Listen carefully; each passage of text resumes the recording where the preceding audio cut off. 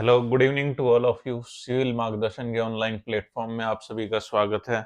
आज हम देखेंगे आज के न्यूज़पेपर के अंदर Rajasthan Patrika, Hind, Indian express, the Hindu और दैनिक भास्कर के अंदर और सूजस के अंदर हमारे एग्जाम पॉइंट ऑफ व्यू से आरपीएससी और अधीनस्थ बोर्ड के हिसाब से कौन से क्वेश्चन सबसे ज्यादा इंपॉर्टेंट है, कौन कौन सी न्यूज जो हमें कवर करनी चाहिए। तो इसके अंदर सबसे पहली जो न्यूज है वो रिलेटेड है, ध्रुव से रिलेटेड है। ध्रुव 64 क्या है? ध्रुव 64 क्या है? हमारे इंडिया के द्वारा डेवलप किया गया एक माइक्रो प्रोसेसर चिप है। ठीक है, इसके अंदर क्या है? ये भारत का पहला पूर्णतः स्वदेशी माइक्रो प्रोसेसर है। माइक्रो प्रोसेसर क्या होता है? माइक्रो प्रोसेसर होता है एक छोटी सी डिवाइस होती है जो कि सीपीयू की तरह काम करती है, जो कंट्रोल फंक्शन के काम करती है। जैसे कि आपने वॉशिंग मशीन देखी होगी, वॉशिंग मशीन के ऊपर एक कीबोर्ड लगा रहता है, तो माइक्रो प्रोसेसर माइक्रो कंट्रोलर ही होता है। या फिर एसी के अंदर देखते हैं, एसी के अंदर एक चिप आती है जो रिमोट से ऑपरेट होती है, वो सब माइक्रो प्रोसेसर है। तो इंडिया ने अपना खुद का एक माइक्रो प्रोसेसर डेवलप किया है। माइक्रो प्रोसेसर का नाम क्या है? ध्रुव, और 64 बिट का है। बिट का मतलब क्या होता है? 0101 जो होते हैं वो बिट कहते हैं। एक बिट होता है जीरो, एक बिट होता है वन, जीरो वन। तो इनके 64 बिट के ऊपर काम करने वाला नाम क्या है इस चिप का? ध्रुव। तो हमारा क्या है? भारत का पहला पूर्णतः स्वदेशी माइक्रो प्रोसेसर है। तो आपको तीन चीजें याद करनी पड़ेगी। ध्रुव 64 आ जाए तो पूर्णतः स्वदेशी है, बिल्कुल है, भारत का पहला है, बिल्कुल है। इसे भारत हाल ही में लॉन्च किया है। इसको किसने डेवलप किया? सीडेक ने। सीडेक ने माइक्रो प्रोसेसर को डेवलप प्रोग्राम के तहत तैयार किया है। ये कौन सी फ्रिक्वेंसी के ऊपर काम करेगा? 1 गीगाहर्ट्ज के ऊपर काम करेगा। गीगाहर्ट्ज क्या होता है? एक फ्रिक्वेंसी क्या होती है? एक टाइम के अंदर कितनी बार वेव ऊपर नीचे हो रही है, इसको बोलते हैं गीगाहर्ट्ज। ये फ्रिक्वेंसी है, इसकी पैरामीटर है गीगाहर्ट्ज है। ठीक है, ये 64 बिट का है। ड्यूल कोर सिस्टम है। ड्यूल कोर सिस्टम क्या होता है? Core two duo. Dual core आपने देखा होगा, प्रोसेसर होता है, जैसे कि अपने लैपटॉप के अंदर होता है कोर टू डीओ प्रोसेसर होता है, इसी तरह ये भी प्रोसेसर है। तो हमारे लिए एग्जाम पॉइंट ऑफ व्यू से क्या क्या कथन आ सकते हैं इसके अंदर? ध्रुव 64 पहली बात तो क्या है? ये एक माइक्रो प्रोसेसर है। किसने डेवलप किया है? इंडिया ने डेवलप किया है। इंडिया के अंदर कौन सी इंस्टीट्यूट ने किया है? सीडेक ने किया है। अगला क्वेश्चन क्या बन सकता है? कितने बिट का है माइक्रो प्रोसेसर? 64 बिट का है। कितने गीगाहर्ट्ज के ऊपर काम करेगा? 1 गीगाहर्ट्ज के ऊपर काम करेगा। ठीक है, तो मोबाइल, कंप्यूटर, मशीनें, स्मार्ट सिस्टम चलाने के लिए इन सब में काम आएगा। ध्रुव 64 के साथ साथ ये आसानी से कर सकता है। इसका 5G के अंदर भी काम कर सकते हैं, इंटरनेट ऑफ थिंग के अंदर भी काम कर सकते हैं, डिफेंस के अंदर, इंडस्ट्रियल सिस्टम में, सब में काम आएगा ये। तो ध्रुव 64 आपको याद रहेगा, 1 गीगाहर्ट्ज के ऊपर काम करता है। इसके अलावा 64 बिट का है, माइक्रो प्रोसेसर कंट्रोलर चिप है ये। ठीक है, आपको इतना सा याद करने की जरूरत है। इसके अलावा क्या है? अगला क्वेश्चन क्या है? अगला क्वेश्चन क्या बन रहा है? अगला क्वेश्चन क्या है? हिंदुस्तान के अंदर जैसे जैसे साइबर सिक्योरिटी के फ्रॉड्स बढ़ रहे हैं, साइबर सिक्योरिटी के फ्रॉड्स बढ़ रहे हैं, तो साइबर पुलिसिंग भी बढ़नी चाहिए। यदि आपको साइबर पुलिसिंग आप नहीं बढ़ाओगे तो साइबर सिक्योरिटी फ्रॉड उतने ज्यादा बढ़ते जाएंगे, साइबर क्राइम और ज्यादा बढ़ते जाएंगे। इसके लिए सरकार ने 20 हाईटेक साइबर फ्यूजन सेंटर खोलेगी। साइबर फ्यूजन सेंटर, तो 20 साइबर फ्यूजन सेंटर खोलेगी। हमारे लिए इंपॉर्टेंट क्या हो सकता है एग्जाम पॉइंट ऑफ व्यू से? इसके अंदर क्या, प्रदेश के 5 जिले चयनित है जिनके अंदर साइबर फ्यूजन सेंटर खुलेगा। ये 5 जिले कौन कौन से हो सकते हैं? आप यदि देखो, ये तो साइबर क्राइम सबसे ज्यादा भरतपुर, डिग, कुमेर इस एरिया के अंदर होता है। एक तो ये वाला, तो 5 जिले भिवाड़ी, अलवर, खैरतल, तिजारा, डिग और सवाई माधोपुर के अंदर इनको प्राथमिकता दी जाएगी। तो एक चीज हमें याद करनी है, पहली बात तो क्या है? साइबर फ्यूजन सेंटर होता क्या है? साइबर फ्यूजन सेंटर होता है एक साइबर पुलिसिंग का एक बार से थाना समझ लो आप। ये अपने राजस्थान के अंदर कितने खुलेंगे? 5। 5 कौन कौन से जिलों के अंदर चिन्हित किए गए हैं? ये हमारे डिग, या आप देखें भिवाड़ी, अलवर, खैरतल, तिजारा, डिग और सवाई माधोपुर को इसके लिए चिन्हित किया गया है। ये एक साइबर क्राइम से रिलेटेड एक न्यूज है। अगली न्यूज किस चीज से रिलेटेड है? हमारे वो इंडिया के प्राइम मिनिस्टर 3 देशों की विजिट के ऊपर गए हुए हैं। 3 देशों की विजिट कौन कौन सी? इथोपिया के ऊपर गए हुए हैं। पहले वो जॉर्डन गए, जॉर्डन के बाद में वो इथोपिया गए, इथोपिया के बाद में अभी ओमान जाएंगे। तो ये 3 देशों की विजिट है। इसके अंदर क्या है? पीएम को इथोपिया का सर्वोच्च न्याय सम्मान मिला। तो कौन से देश का सर्वोच्च सिटीजन का अवार्ड मिला है इनको? सर्वोच्च सम्मान कौन से देश का मिला है? अभी रिसेंट के अंदर आपसे क्वेश्चन पूछ सकते हैं, तो इथोपिया का। इथोपिया के अंदर, जॉर्डन के बाद में इथोपिया के आदिस अब्बा। आदिस अब्बास क्या? इथोपिया की राजधानी है। ठीक है, नरेंद्र मोदी मंगलवार इथोपिया की राजधानी आदिस अब्बास में आधिकारिक यात्रा गए। इनको कौन सा पुरस्कार दिया? द ग्रेट ऑनर निशान ऑफ इथोपिया। क्या? The great honour. Great honour मतलब सबसे बड़ा सम्मान। ये एक निशान है, निशान ऑफ इथोपिया। तो ये किसको मिला है? नरेंद्र मोदी जी को मिला है। ठीक है, नरेंद्र मोदी जी को अभी तक 28 देशों के सर्वोच्च सम्मान अभी तक मिल चुके हैं। तो ये हमारे लिए 2 क्वेश्चन हमारे लिए इंपॉर्टेंट हो सकते हैं एग्जाम पॉइंट ऑफ व्यू से। ठीक है, इसके अंदर क्या है, राज्य सरकार पहले 2-4 दिन से 2 साल कंप्लीट होने के बाद में अपने एडवर्टाइजमेंट कर रही है। एडवर्टाइजमेंट में इन्होंने बताया कि हमने क्या-क्या उपलब्धियां हासिल की हैं। इसके अंदर एक उपलब्धि ये भी है कि हमने किशनगढ़ और हमीरगढ़ में क्या फ्लाइंग ट्रेनिंग संस्थान बना रहे हैं, जिसके अंदर राज्य में पायलट प्रशिक्षण किया जाएगा। तो कौन-कौन सी जगह फ्लाइट ट्रेनिंग इंस्टीट्यूट खुलेंगे हमारे देश के अंदर, ये आपको पता होना चाहिए। किशनगढ़ और दूसरा हमीरगढ़, दोनों के अंदर गढ़ लगा हुआ है, एक तो किशनगढ़ अजमेर के पास में, एक हमीरगढ़। तो आपको ये दोनों याद होने चाहिए, कोई भी ऑप्शन के अंदर कथन में कोई भी पूछा जा सकता है।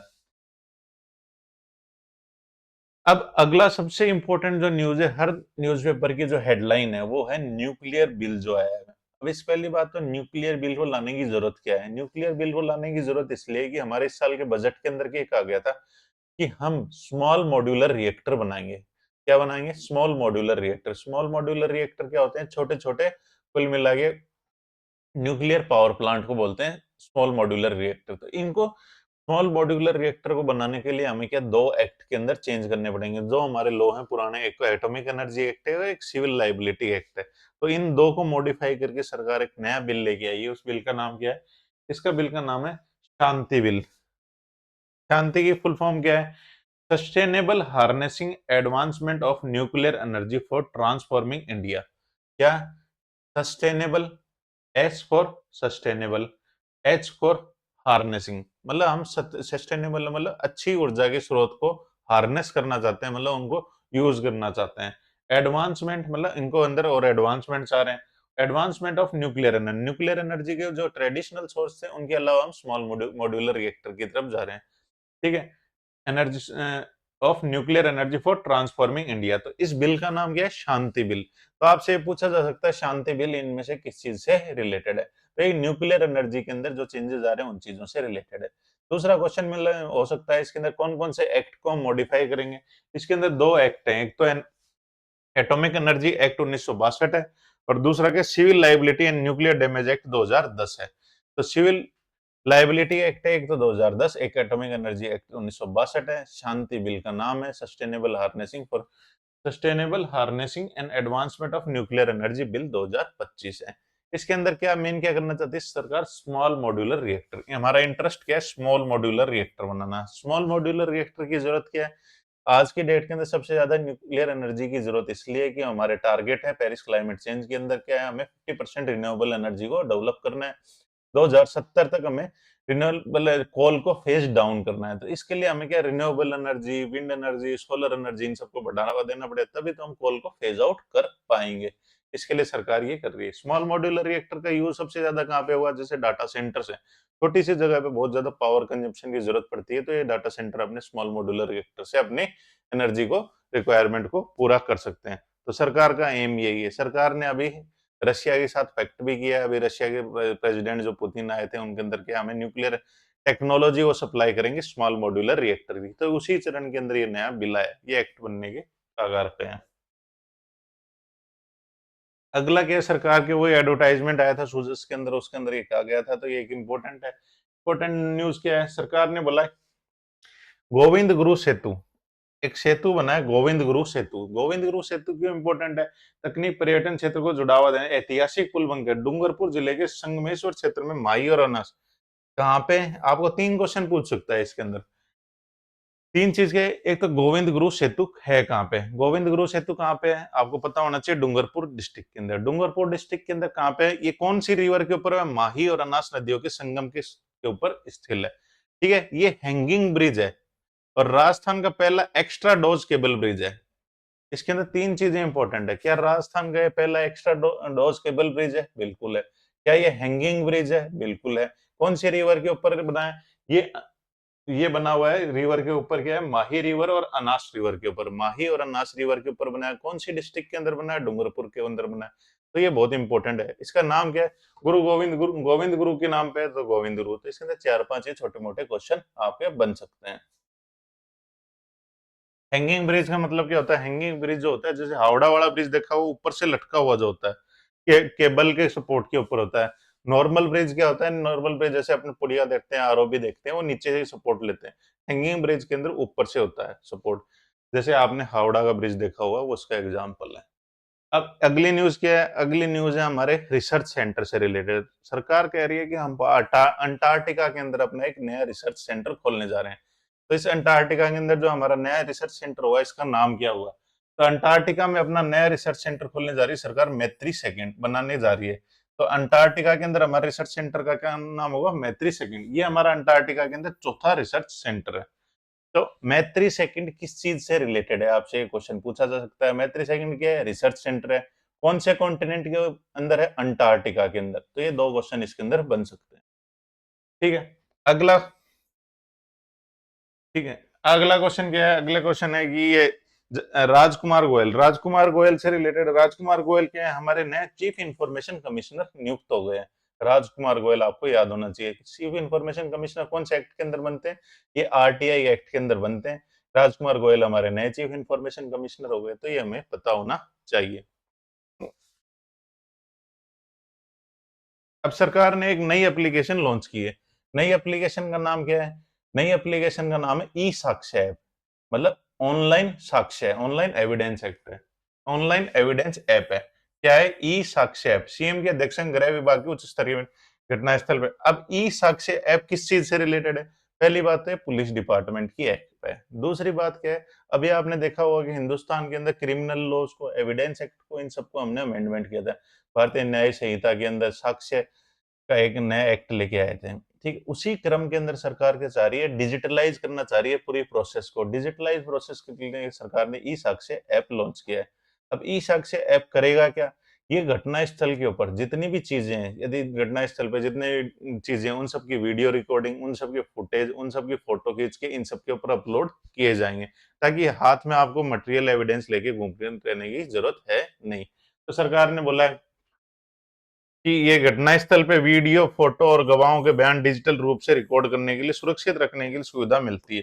तो इसके लिए सरकार ने क्या है, सरकार ने ई साक्ष्य ऐप की लॉन्च की है। तो आपको पता होना चाहिए कि किस चीज से रिलेटेड है। ये हमारे पुलिस डिपार्टमेंट की नई ऐप है।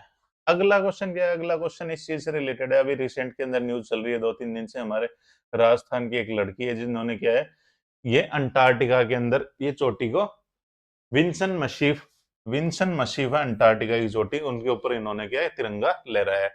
तो हमें ये पता होना चाहिए अलग अलग कॉन्टिनेंट, सातों महाद्वीप के अंदर सबसे बड़ी चोटियां कौन सी हैं? तो सबसे बड़ी चोटी है एशिया के अंदर। एशिया के अंदर चोटी का क्या नाम है? Mount Everest. माउंट एवरेस्ट देखे तो नेपाल और चाइना के अंदर है। ठीक है। दूसरी चोटी है कौन सी है? South America. साउथ अमेरिका बोले तो लेटिन अमेरिका बोले या फिर दक्षिण अमेरिका बोलते। दक्षिण अमेरिका की सबसे ऊंची चोटी कौन सी है? दक्षिण अमेरिका की सबसे ऊंची चोटी अकांकागुआ।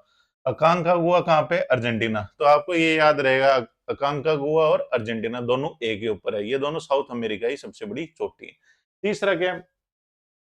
ये नॉर्थ अमेरिका की सबसे बड़ी चोटी कौन सी है? देनाली। क्या है? नॉर्थ अमेरिका की सबसे बड़ी चोटी कौन सी है? देनाली। DENALI, देना। ये कहाँ पे? अलास्का रेंज के अंदर है। फिर उसके बाद में देखें अफ्रीका। अफ्रीका की सबसे ऊंची चोटी कौन सी है? काली मंजारो, माउंट काली मंजारो। ये अभी थोड़े दिनों पहले टेलीकॉम एसआई के अंदर, इनके अंदर पूछा गया है क्वेश्चन। ठीक है। फिर यूरोप की सबसे ऊंची चोटी कौन सी है? यूरोप की सबसे ऊंची चोटी mount Elbrus. Mount Elbrus, mount Elbrus किसकी सबसे ऊंची चोटी है? यूरोप की। फिर उसके बाद में अंटार्कटिका। अंटार्कटिका की सबसे ऊंची चोटी कौन सी है? Antarctica Vinson Massif. तो आपको ये सारी चीजें पता होनी चाहिए। आपको कोई भी क्वेश्चन के अंदर, किसी के अंदर, मैचिंग के अंदर किसी में पूछा जा सकता है। तो देखें तो एशिया की सबसे बड़ी है एवरेस्ट है। एवरेस्ट के बाद में अर्जेंटीना के अंदर कांकागुआ है। फिर अमेरिका के अंदर देनाली याद करो, दुनाली से याद कर लो, कैसे भी करके आप याद कर सकते हो। ऑब्जेक्टिव के लिए आपके अंदर याद करनी है, ट्रिक होनी चाहिए। फिर अफ्रीका के अंदर क्या है? अफ्रीका के अंदर क्या? कालीमंजारो है। अफ्रीका के अंदर बाद में यूरोप आता है। यूरोप के अंदर कौन सी है? Mount Elbrus. ठीक है। कॉकेशियन रेंज के अंदर है, ये रशिया के अंदर बढ़ती है। फिर अंटार्कटिका की सबसे ऊंची चोटी कौन सी है? अंटार्कटिका की विंसन मशीफ है। फिर आपसे पूछ ले ऑस्ट्रेलिया की कोस्क्यू सुजुको। कोस्क्यू सुजुको है, ये किसकी है? ऑस्ट्रेलिया की। तो आपको ये सभी चीजों के बारे में पता होना चाहिए, मैचिंग के अंदर आ सकता है। तो एवरेस्ट आपको पता है, कांकागुआ आपको पता है, देनाली आपको पता है, कालीमंजारो आपको पता है, एल्ब्रस आपको पता है, और वे माउंट विंसन मसीह पता है, और कोस्की सुजुको ये SZQ सर, ये शॉर्ट ट्रिक कैसे याद गए? सुजुकी, आपको पता है सुजुकी, तो ऑस्ट्रेलिया के अंदर है। ठीक है, तो ये सारी चीजें आज के न्यूज़पेपर के अंदर थी। आज का हमने न्यूज़पेपर कवर किया है, जिसके अंदर सुजस भी कवर की है, और इसके अलावा हमने सारे दैनिक भास्कर, राजस्थान पत्रिका, इंडियन एक्सप्रेस, तो इन सब चीजों को हम देखेंगे। कल देखते हैं कल के न्यूज़पेपर के अंदर हमारे एग्जाम पॉइंट ऑफ व्यू से क्या इंपॉर्टेंट होता है। Okay, thank you all of you.